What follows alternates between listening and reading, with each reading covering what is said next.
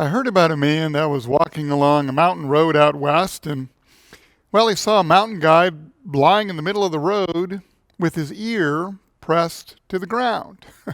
As he got close to the guide, he heard the man talking in what sounded kind of like gibberish. He leaned over to hear what he was saying, and the guide was mumbling these words: truck, Chevy truck, Chevy pickup truck, large tires, man driving, German Shepherd in front seat, loaded with firewood, California license plate, UBH 123. Well, to say the least, this man was astounded. He looked at the mountain guide and said, "That is unbelievable. You mean you can tell all of that just by listening to the ground?" The guide said, "No, that truck ran over me 30 minutes ago." Now, when you think about it, life is a lot like that, isn't it? We don't always see what's coming, and, well, when it does, sometimes it just runs right over us. What's even worse is that no matter how hard you try, you can't control life.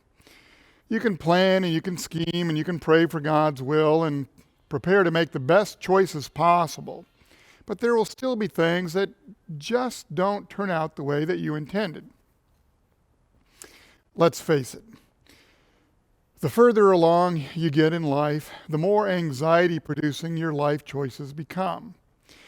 They line up at your door, incessantly knocking like some overzealous bill collector. I mean, what if you make the wrong decision and the course of your life is forever altered? What if you attend the wrong college, marry the wrong girl, move to the wrong neighborhood, choose the wrong vocation, or miss that one great calling that God has destined for you? Will God be angry? Will you be less fulfilled? Could it ruin your life and derail you from your divine purpose?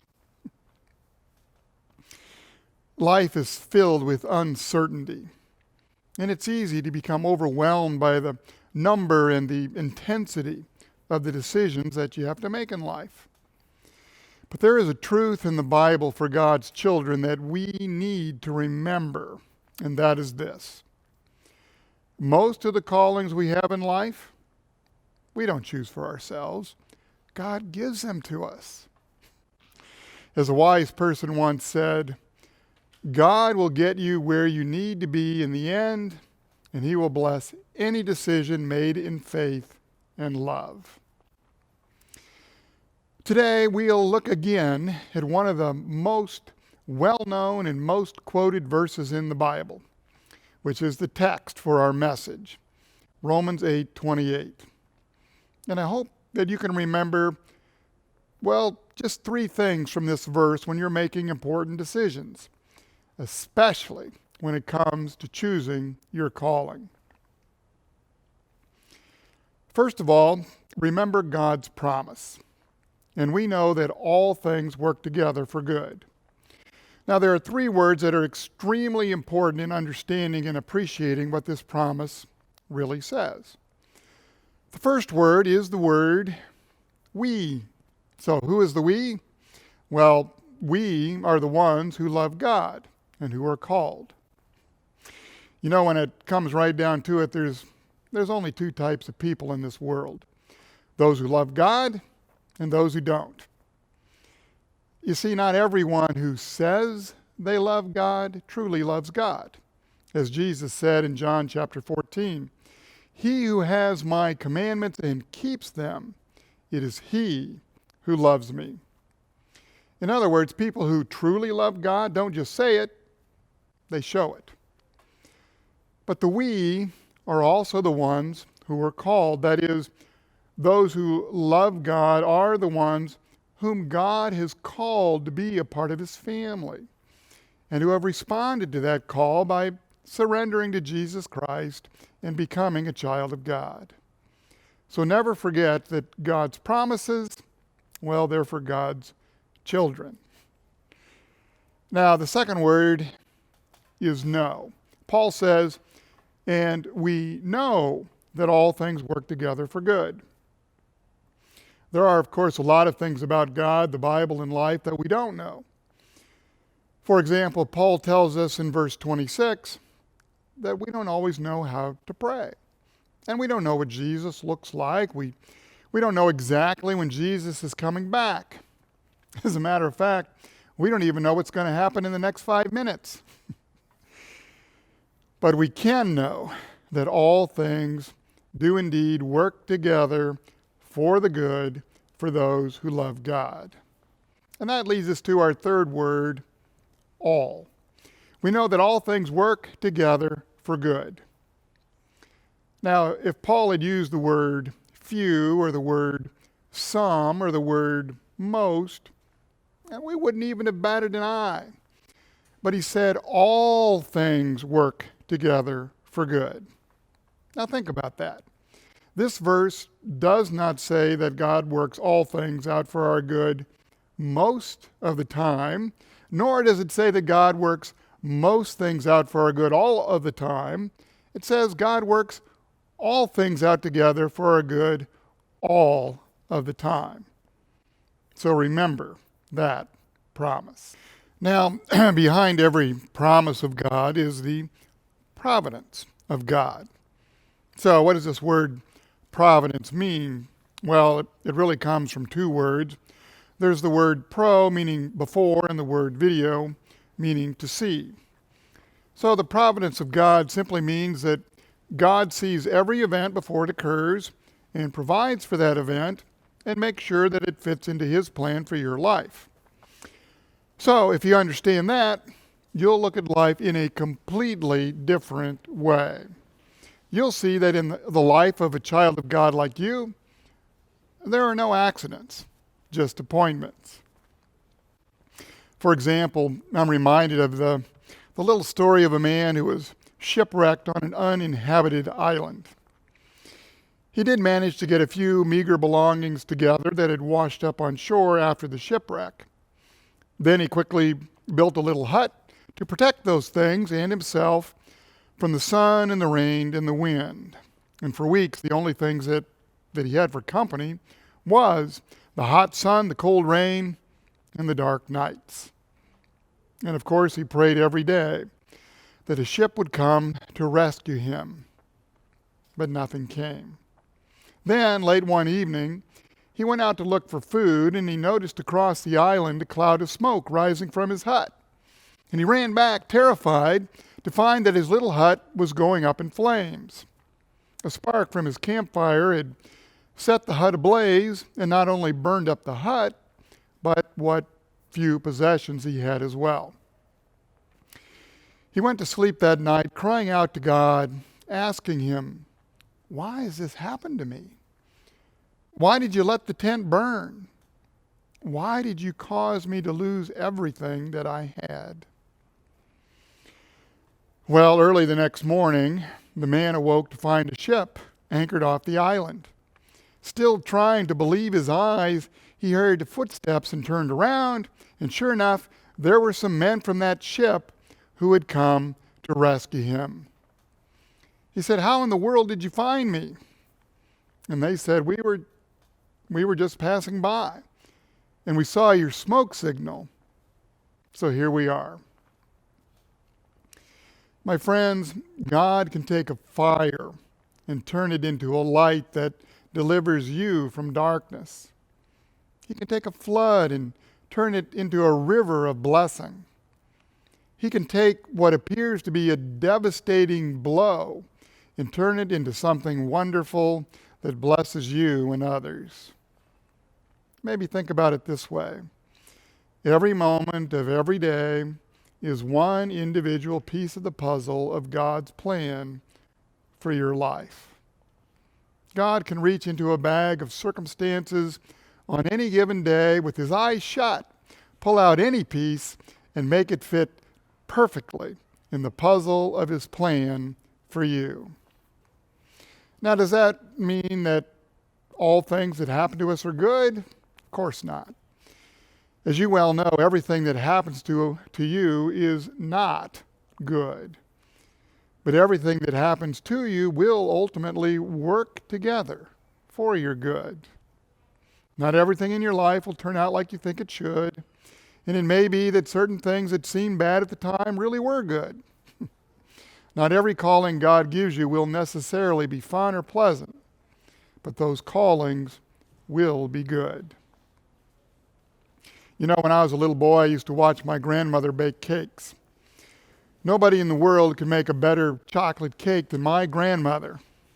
Now, quite frankly, you could take any one of those individual ingredients, and they're really not too tasty. I mean, do you like to eat flour? Anybody here like to make a meal of baking powder? How about lard? How about raw eggs?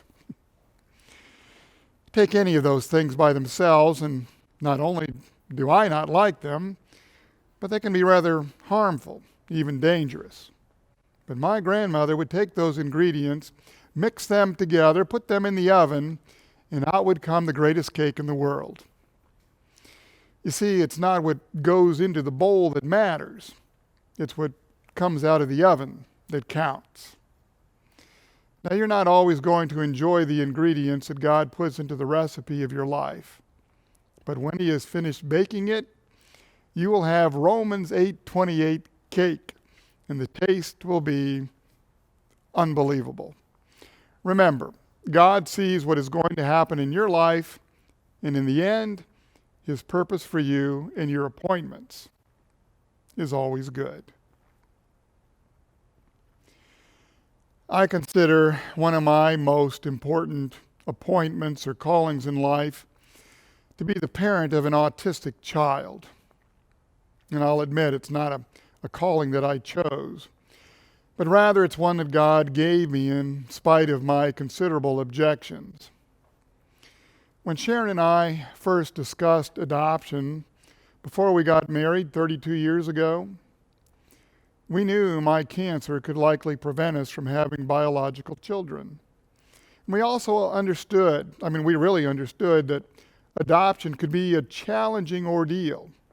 So we asked God for a healthy, normal baby. And we were absolutely thrilled when Philip's adoption came through after 5 hard years of trying. Here was a healthy, normal, strong, and beautiful baby boy. We were so blessed, or so we thought, for almost 2 years. You see, when Philip was about 20 months old, I took a call to a new church, and everything changed. New home, new community, new church, new surroundings, even a new addition to the family. Yep, that's when Andrew was born, and Philip was now the big brother. Well, somewhere in the midst of all that newness, we noticed that Philip had stopped making progress in his language development, and he was becoming increasingly irritable and unhappy. Now, we attributed these changes to the rather, as we thought, dramatic events that had occurred in his life. New brother, new house, new church, new daycare. He also had another round of severe ear infections, and we just thought, all these things, all these circumstances were the reason for his plateau, as we called it. The ensuing months, however, brought more and more regression in Philip's communication skills, his behavior, and his sociability, until finally he was completely nonverbal. He preferred objects over people. He cried for hours on end. He bit his hands in frustration. And he showed many of the signs we would later come to know as autism. Over the last 25 years, we have fought a continuous battle to help Philip overcome those deficits. The battle has been fought on medical, educational, emotional, financial, and spiritual fronts. It continues and will most likely continue for the rest of our lives. It has affected my marriage, my pastorate, my relationships, my personal life, and even my faith in God. It affects the way that I view life, myself, and other people. It has largely made me the person that I am today, for the good and for the less than good. This calling has been a burden and a blessing. Though I've often faltered under the weight of the burdens and sinned in more ways than I dare to count, those burdens have still been good. God has used them, in spite of my sins and shortcomings, to shape me, discipline me, and ultimately to draw me closer to Him through contrition and repentance. And so God has most certainly taken what many would suggest are bad things and worked them together for good. Of course, there are many blessings as well in this calling to parent an autistic child.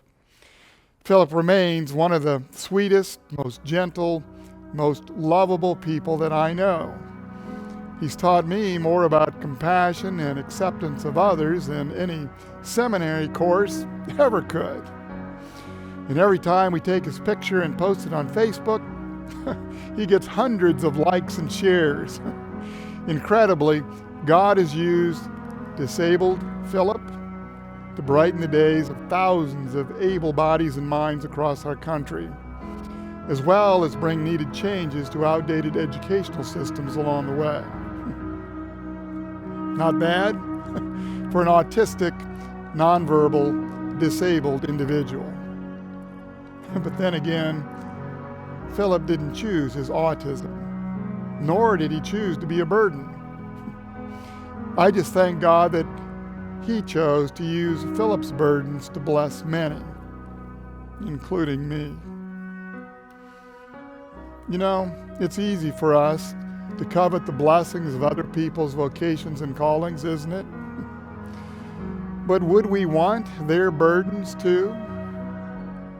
When we interpret even our burdens as God-given, we can come to regard them not with resentment or bitterness, but as God's graceful work of drawing us to the cross to be strengthened and sustained by Him.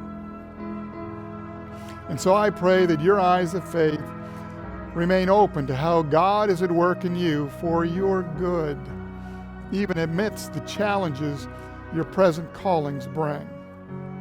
May God continue to shower you with the burdens and blessings of His callings, and may you be further blessed to recognize them.